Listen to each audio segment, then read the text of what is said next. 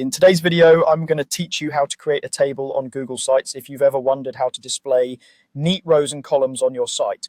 The simplest, most flexible way is to embed a Google Sheet. It behaves like a table, stays easy to edit, and updates automatically when your data changes. Start by opening your site in Google Sites. From the home page, choose the site you want to edit, so you're in the site editor.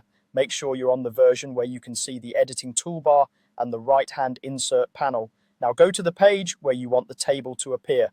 Use the Pages panel to navigate and place your cursor in the section where the table should live so the site knows where to drop it. Next, click Insert, then select Google Sheets. This tells sites you want to bring in a spreadsheet as an embedded element. You'll see a file picker with your recent and starred spreadsheets. Choose the Google Sheets file that contains the information you want to show.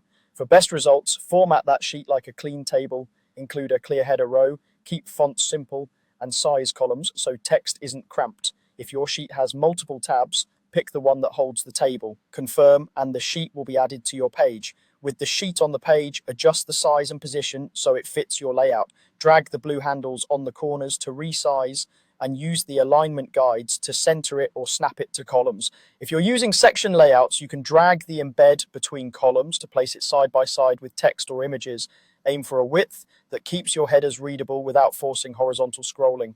On the toolbar above the embed, use the settings gear to show or hide the sheet's header and toolbar for a cleaner, more polished look.